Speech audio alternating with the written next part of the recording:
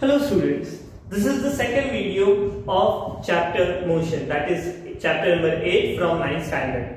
In this video, we're going to see about speed, velocity and uniform and non-uniform motion. Last lecture, we have seen about motion, distance, displacement, scalar quantity and vector quantity. In this video, we're going to see about speed. We're going to start with the speed. So let's start. In case of speed, what is speed? आप जब भी speed की बात करते हैं तब आपके mind में सबसे पहले क्या चीज आती है? बाइक? यस। कितनी फास्ट बाइक चलाना? फास्ट बाइक चलाने का मतलब क्या है? किसी डिस्टेंस को कम टाइम में कवर करना, इसे आप क्या कहते हो? यस, फास्ट या स्पीड ज्यादा है।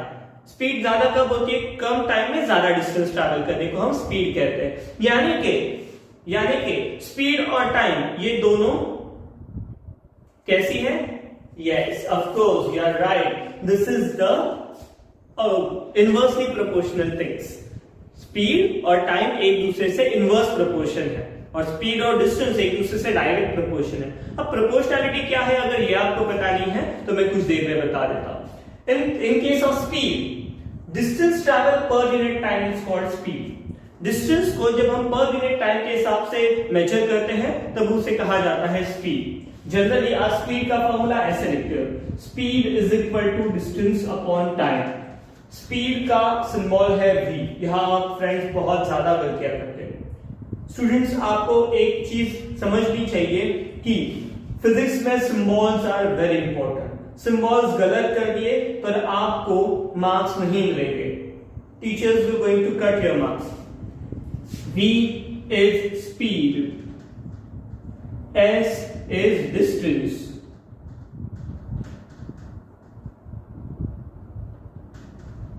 and t is time. So speed is equal to distance upon time. This is the formula, and the definition, as I told, distance travel per unit time is called speed. Now speed का ये formula बना कैसे? As I told, speed is equal to distance upon time. ये formula proportionality से बना। Proportionality यानी कि क्या? सी, मैंने कुछ देर पहले आपको बोला था speed is inversely proportional to time. अब ये इनवर्स प्रोपोर्शन क्या होता है? जितना टाइम कम करोगे उतना स्पीड बढ़ता है, जितना टाइम बढ़ाओगे उतना स्पीड कम होता है। Let us take one example. Suppose मैं जलगांव में खड़ा हूं और जलगांव से मुझे जाना है भुसावल। जलगांव से भुसावल जाने के लिए मुझे लगता है 1 घंटा और जलगांव से भुसावल आप जाते हो सिर्फ आधे घंटे में। तो किसका स्पीड ज्यादा है? यस, ऑफ कोर्स आपका स्पीड ज्यादा है। तो ये आपने कैसे कंसीडर किया? क्योंकि आपको कम टाइम लगा, तो टाइम कम, स्पीड ज्यादा। ओके, अगर टाइम बढ़ता है जैसे मेरा था तो स्पीड कम, of course. And in case of distance is directly proportional to speed. Distance is directly proportional to speed. यहाँ पे कांस्टेंट डिस्टेंस होता है और यहाँ पे कांस्टेंट टाइम होता है, यानी कि टाइम को कांस्टेंट। यहाँ पे डिस्टेंस हमने जलगांव से भुसावल तक रखा था ना, तो इसलिए डिस्टेंस कांस्टेंट और टाइम कांस्टेंट रखते हैं। चलो इसके लिए एक एग्जांपल बनाता हूं। कंसीडर करो मैं 10 मिनट में पॉइंट ए से लेके पॉइंट बी तक जाता हूं। चलो पॉइंट ए से बी का डिस्टेंस मैंने डिफाइन नहीं किया इसलिए ये रॉन्ग होगा। एक काम करते हैं, जो एक पर्टिकुलर एग्जांपल ही ड्रॉ कर लेता हूं। चलो पॉइंट ए बी सी, ये 3 पॉइंट है, एक लाइन में है। पॉइंट ए से लेके बी सी, ए से लेके बी तक का डिस्टेंस है 10 मीटर और ए से लेके सी तक का डिस्टेंस है पूरा, ये यहां से लेके यहां तक का डिस्टेंस है 30 metre. 30 metre, this is 30 metre. So 10 minutes में मैं ए से लेके बी तक जाता हूं और आप 10 मिनट्स में ए से लेके सी तक जाते हो। दोनों ने टाइम सेम लिया बट डिस्टेंस कितने ज्यादा कवर किया? ऑफ कोर्स आपने किया। तो स्पीड किसका ज्यादा है, आपका या मेरा? 10 मिनट में मैं सिर्फ इतना ही डिस्टेंस कवर कर पाया और आपने 30 मीटर कवर कर लिया। इसका मतलब ऑफ कोर्स आपका स्पीड ज्यादा है। इसका मतलब क्या है? डिस्टेंस बढ़ा तो स्पीड भी बढ़ रहा है, डिस्टेंस बढ़ा तो स्पीड भी बढ़ रहा है। ठीक है ना। तो जिसने ज्यादा डिस्टेंस ट्रैवल किया उसका स्पीड ज्यादा, जिसने कम डिस्टेंस ट्रैवल किया उसका स्पीड कम। इसका मतलब speed is directly proportional to the distance. इसी का मतलब speed directly proportional to distance और अपॉन टाइम। ये जो साइन है ये प्रोपोर्शनलिटी की ड्रॉ कर रहा हूं मैं। इसी का मतलब हमारा ये फॉर्मूला हो गया, speed is equal to distance upon time, and this is very important. Okay, now we'll move to the next important thing which you have to take in your mind about the SI unit. Of course, speed का SI unit actually no physics में units बनते हैं, कोई learn करने की जरूरत ही नहीं है, आपको बताई है। चलिए मुझे आप बताइए स्पीड डिस्टेंस का SI यूनिट क्या है। मैं यहीं पे लिख देता हूं।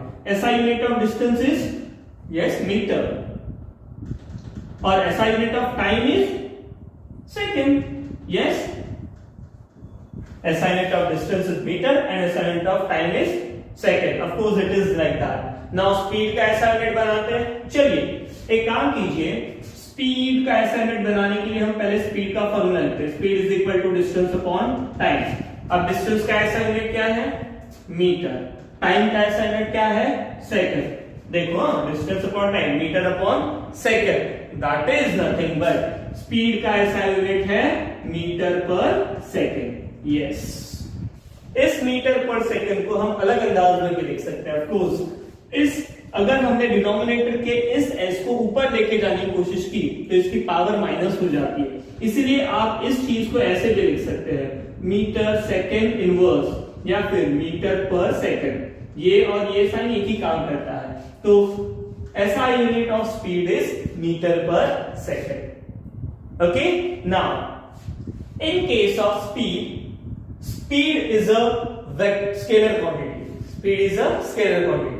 मैंने कैसे डिसाइड किया? ऑफ कोर्स यहां पे देखिए स्पीड के अंदर डिस्टेंस और डिस्टेंस को मेजर किया जा रहा है, बराबर है ना। तो distance is a of course scalar quantity as we have seen in last lecture.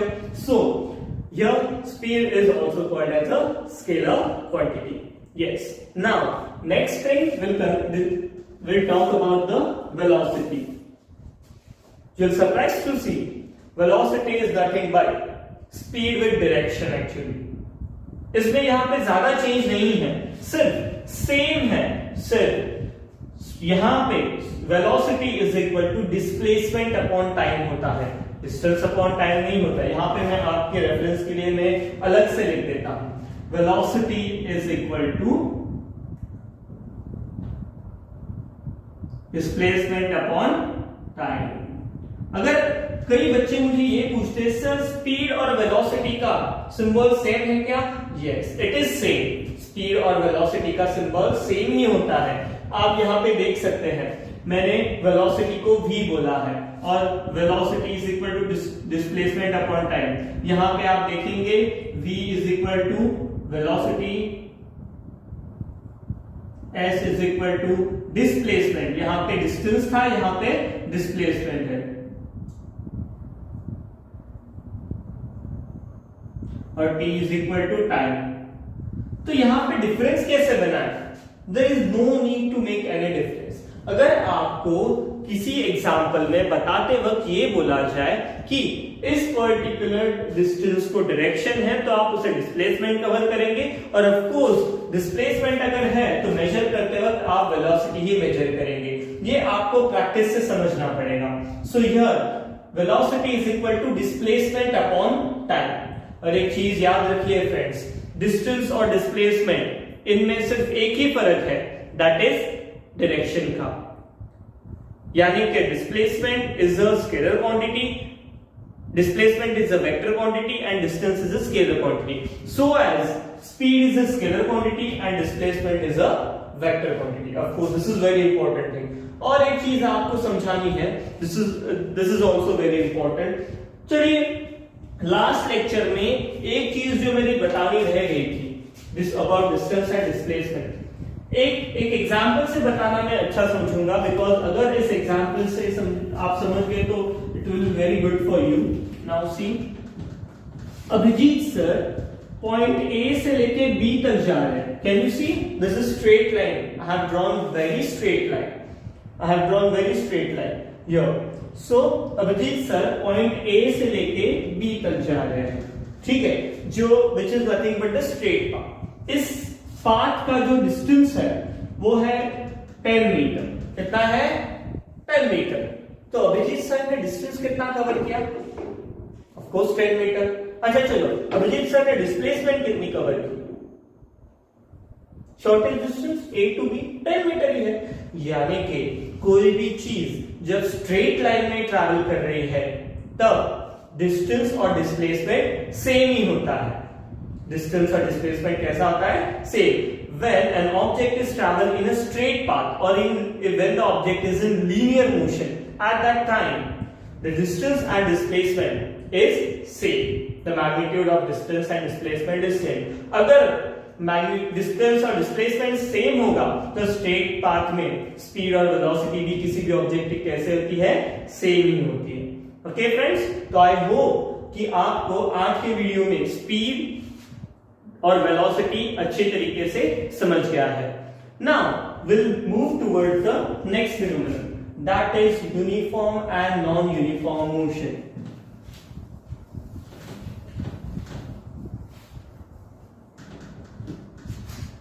What is uniform motion? अगर आप एक बाइक पे चल रहे हैं, बाइक की स्पीड बढ़ भी नहीं रही है और कम भी नहीं हो रही है, तो ऑब्जेक्ट की स्पीड वेरिएबल है या कांस्टेंट है? ऑफ कोर्स कांस्टेंट है। तो ऐसी मोशन को कहते हैं यूनिफॉर्म मोशन, जब ऑब्जेक्ट अपना स्पीड वेरिएट नहीं करती। इन शॉर्ट डिस्टेंस और टाइम को कांस्टेंटली मेंटेन करती है, इसे हम कहते हैं यूनिफॉर्म मोशन। अगर डेफिनेशन वाइज देखा जाए तो when an object travel equal distance in equal interval of time, then it is called as a uniform motion. Repeating it once again, when an object travel equal distance in equal interval of time, then it is called as a uniform motion. See this. This is the straight line. Okay, straight line I am drawing. Point A, point B, point C, point D, point E, point F, and point G. हर दो point के बीच का जो distance है ना, suppose this is 5 metre, this is 5, actually I'll go for 4 metre, 4 metre, 4 metre, all 4 metre है। Okay, 4 metre distance है। तो और ये इक्वल डिस्टेंस है। एक ऑब्जेक्ट सपोज कंसीडर मैं अभिजीत सर ए से लेके जी तक ट्रैवल कर रहे हैं। ए से लेके जी तक अभिजीत सर जो ट्रैवल कर रहे हैं, हर दो पॉइंट यानी कि ए से लेके बी तक ट्रैवल करने के लिए अभिजीत सर को लगे 2 सेकेंड, बी से लेके सी 2 second, again 2 second, 2 second, 2 second, 2 second. तो अभिजीत सर ने अपना स्पीड चेंज किया है क्या? नहीं। Let us see distance upon time 4/2, that is 4/2, that is 2, that is 2, this here also 2। यानी कि टोटल जो स्पीड था अभिजीत सर ने start to the end 2 metre पर सेकंड रखा।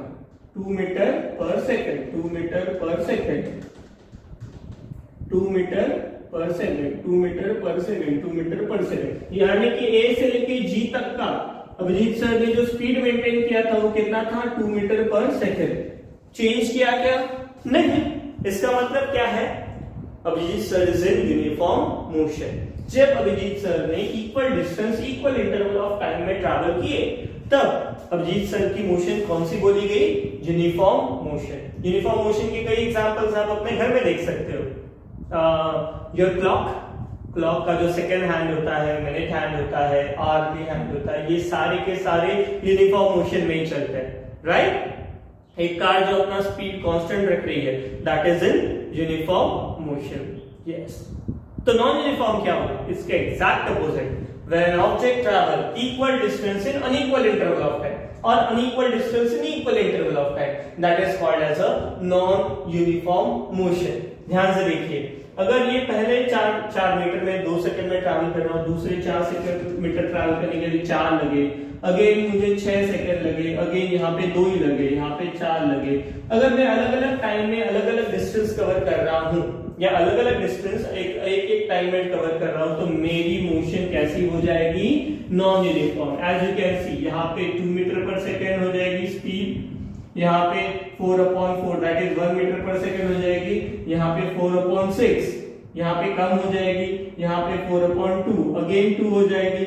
ऐसे करते हुए अलग अलग आप मेरी स्पीड बदलती जाएगी, हर 2 पॉइंट के बीच की स्पीड मेरी अलग अलग होती जाएगी। So the motion is non uniform over here.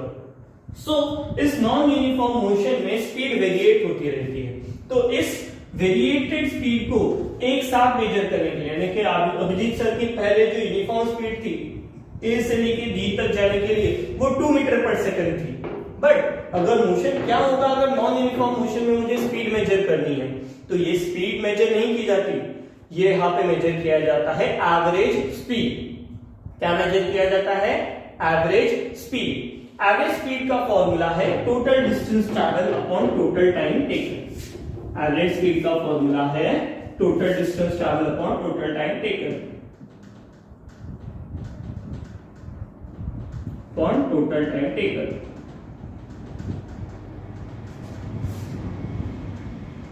Average speed, total distance यहां पे देख सकते हो 1 2 3 4 5 1 2 3 4 5 6 24 और टोटल टाइम 4 + 2 6 6 + 6 12 12 + 2 14 14 + 4 18 18 + 2 20 20/24। तो ये जो पर्टिकुलर आंसर जाएगा समथिंग 1 point something मीटर पर second, that will be the average speed of the Abhijit sir। Here will be, we can solve it 24 20 21 24.0 that is 1.2 meter per second, 2 meter per second। This is the average speed।